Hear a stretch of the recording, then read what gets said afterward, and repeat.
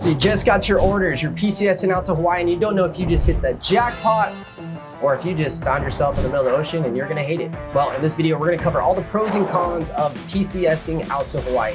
Things you may know, probably some things you're not aware of. So stick around, get all the details. See you on the other side.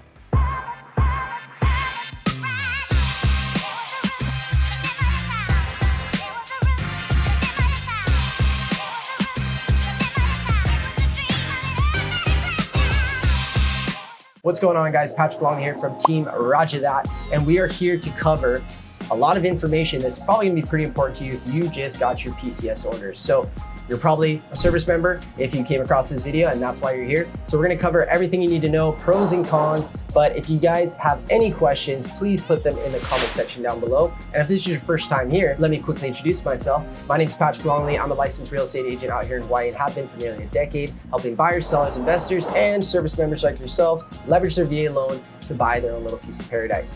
Now, if you have any questions, feel free to reach out to me. I got my contact information right here, or you can directly DM me on my social media platforms. With that being said, let's jump into, did you just hit the jackpot? Or are you about to step into a huge headache that you didn't even know about? All right, let's start with the pros. Pro number one, breathtaking beaches and scenery. I think this one's pretty obvious. You're coming to Hawaii, one of the most beautiful places I would say in the world, but I'm biased. And you have plenty of options of things that you can enjoy and vision every single day. Whether you're driving from Kailua over to, let's say, Mililani, stationed at Schofield, or if you have to drive over to Pearl Harbor, you've got the H3, which is a highway. This is your commute. One of the most beautiful drives you'll ever experience in your life, where you could have basically waterfalls while you're driving to work, and also beautiful scenery of looking at the windward side, driving over to work. And of course, many other things, whether it's the beautiful blue ocean that surrounds you, whether it's stunning hikes that you wanna go on, whether it's in Manoa, over in Kailua, even over in Ewa on the west side, there's plenty of beautiful scenery for you to enjoy. The second pro is going to be beautiful weather year round. Yes, we do not have many seasons. It's pretty much beautiful every single day. Yes, every once in a while we'll get some rainfall that comes and goes. We always claim that, we have hurricane insurance. We generally don't have many hurricanes out here. Generally, when the hurricanes come, they hit the Big Island, they break up, and they turn into a tropical storm. So we're pretty much gonna have beautiful weather year round. A little bit hotter during the summer, a little bit cooler during the winter, but it's always gonna be in that high 70s to low 90s range. Now, this is always perfect for PT, whether you're just enjoying a nice hike or going to the beach. You pretty much year round are gonna have perfect weather. Pro number three is the unique culture. What do I mean by this? Well, you're gonna notice that everybody, and you're either gonna love or hate this, is gonna be moving at a different pace. Everybody's a little bit slower, but everybody's also enjoying the time that they spend with one another. And there is a deep culture out here in Hawaii about the aloha spirit. And what do I mean by that? I mean that basically everybody is looking out for one another. There's a tight-knit community, and you want to make sure that you respect that culture, not only the old history of Hawaii, which I highly suggest you educate yourself on, but also the day-to-day aloha spirit that people enjoy. When you're driving on the road, people are not in a rush, they're not cutting each other off. You're actually gonna find yourself probably at a four-way stop sign, and instead of people trying to go first, the slowest part is probably people saying, no, you go, no, you go. So that's one thing that I would highly suggest is educate yourself on the culture, embrace the culture. Do not try to change anything that's happening here. Try to change yourself and go at the speed and at the spirit of Hawaii. And another tip I have for you, this is a big one, you're gonna be throwing lots of shakas. I would keep them as loose as possible. Don't do them like this, do them loose. That'll make you seem a little bit more local, but also make sure whenever somebody basically allows you to go in or lets you walk across a crosswalk, always throw a shaka. It's a good way to say, hey, I see you, you see me, I see, and I have respect for you. You'll be very surprised the respect that you'll get as long as you give plenty of respect. So don't try to change this place, just conform to it. The next thing would be great travel opportunities of the Pacific. Now, we are in the middle of the Pacific Ocean, so it might seem that you have nowhere to go and you're stuck, but you actually are very close to a lot of places you probably, or maybe you were stationed there, places that you haven't been. Whether that's Japan, Guam, Indonesia, Australia, New Zealand. There's lots of places that you're pretty much halfway there compared to coming from the mainland,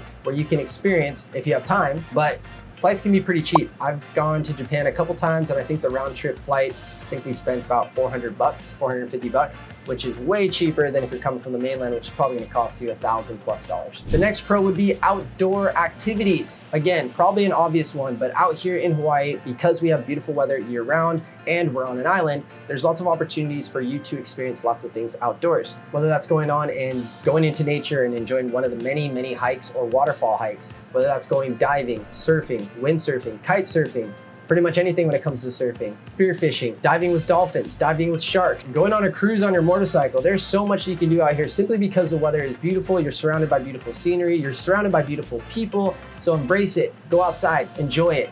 There's so much that you can enjoy out here, and I'd highly suggest that even if you're living on base, get off base. There's so much to experience on your 3-year stint here. So get out there and enjoy some of those outdoor activities. The next pro would be no taxes. So obviously if you go and purchase things at the Next or go on base at some of the commissaries, you can take advantage of one of the many advantages you have for being a service member, which is to buy items tax-free. And I would highly suggest you take advantage of that because out here in Hawaii, we are on an island, everything is more expensive because they gotta ship everything in. So you can just go to Safeway and just buy some bread, milk, chips, salsa, and some beers, and you're quickly spending 150 bucks. So I would highly suggest that you do your shopping at the commissary. And the last pro is going to be a strong military community. Not sure if you're loving that or hating that, but it is something that you're going to get out here. Depending on where you're living, you're going to see a higher density of military patrons. So for example, if you're in Mililani, which will be closer to Schofield and Wheeler, you're going to see a lot of military service members who live there.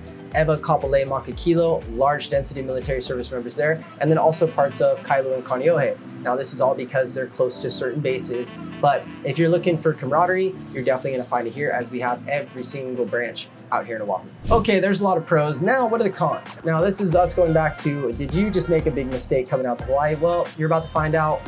In my opinion, I don't think you did. I think this is a great opportunity for you to enjoy living in Hawaii, possibly take advantage of using your VA loan, but we won't get into that. But let's go into some of the cons of living out here in Hawaii. Con number one is high cost of living.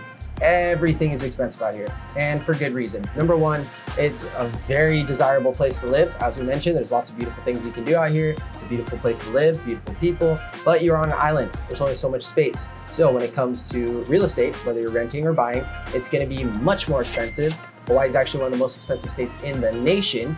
So you're gonna see purchasing a home can be pretty pricey. Now, there's also opportunity when it comes to appreciation, building equity, and leaving here after you PCS with either money in your pocket or a new investment property, utilizing that VA loan. Again, if you want to learn how to do that, or if you have any questions, you can contact me right here, directly DM me on any of my social media platforms, or if you reach out to me, just send me an email. I sell this course online, but I have a course with 50 plus videos that shows you how to properly leverage your VA loan, whether it's here in Hawaii or across the nation, right here. So just email me, I'll get you a coupon code and I'll get you free access so you don't have to pay for it. But I digress. It's very expensive to live out here. So when it comes to real estate, buying or renting, expensive. Gas is gonna be a bit more expensive. Groceries, anything you need to buy is gonna be more expensive because it needs to be shipped over here. So there's an added cost. But again, if you take advantage of Costco or the commissary, it will definitely save you a lot of money. The next con would be isolation from your family. So again, you probably brought some of your family over, but maybe your extended family is on the mainland and they're gonna say they're gonna visit you.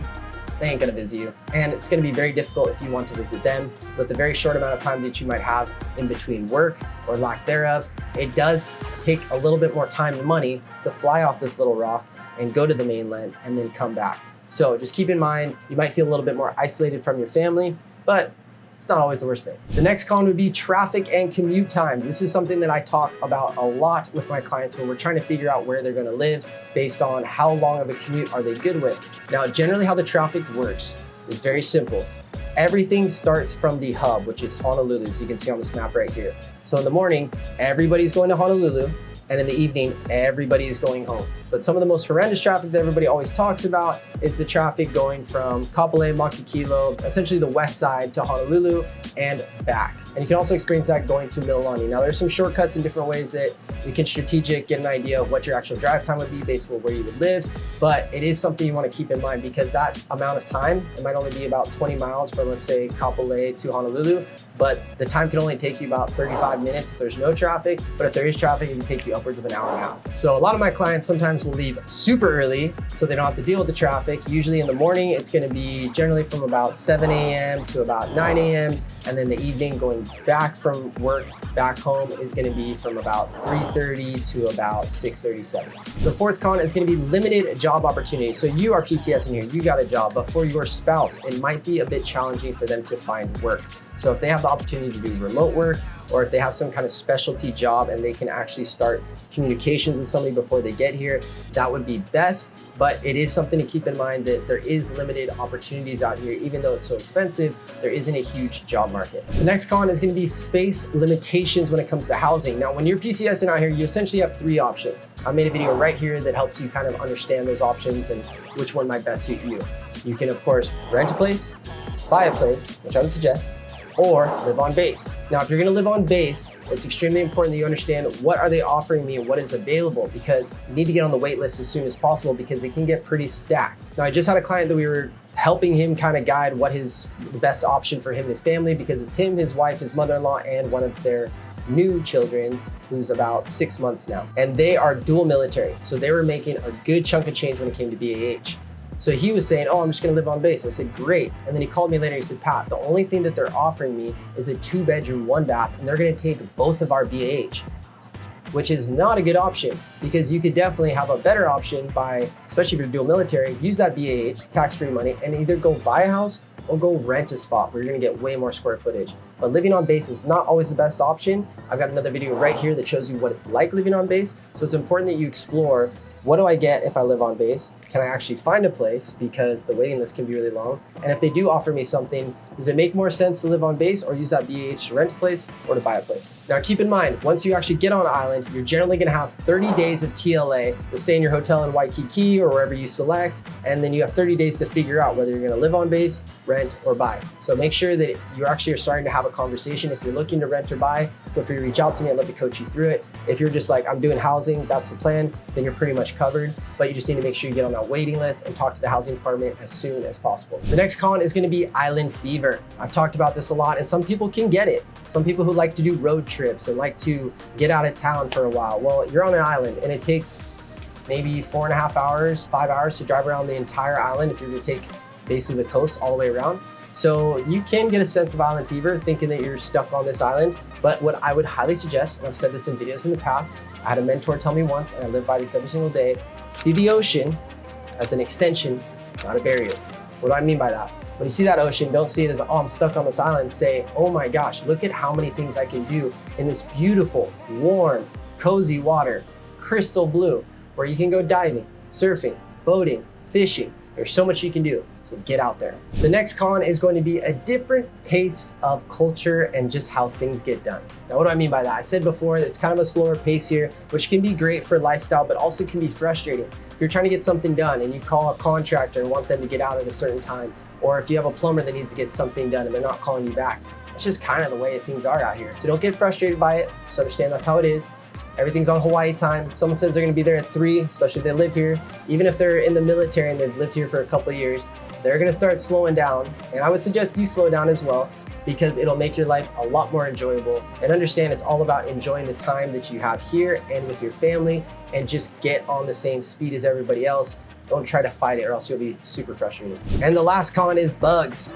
Yes, we do have bugs. We're in the tropics here, so get used to it. You're gonna see cockroaches, all different sizes, small, big B-52, huge flying ones. You're gonna see centipedes crawling across in different areas. You'll see more of them. You're gonna have tons of geckos. I've had clients that are scared of geckos. I don't know why. I love them because they eat all the mosquitoes. You're gonna have lots of different bugs and animals out here, but if you keep your place clean, you won't see too much. And if you do, just know that it's because you live in the tropics. Take it in, enjoy it. And that pretty much wraps it up. So that pretty much goes over the pros and cons of being stationed out here in Hawaii. If you guys have any questions about living out here in Hawaii, whether it has to deal with real estate or not, I'm here to assist. Feel free to reach out to me. I got some boots on the ground, got my contact information right here, or you can directly DM me on any of my social media platforms. Also, if you got any value out of this video, do me a huge favor, smash that like button, as well as click the subscribe and notification bell so you get notified whenever I drop videos just like this. And that's pretty much it. I'm Patrick with Team Roger That. Hope you guys have a beautiful day. I'll talk to you soon. Aloha.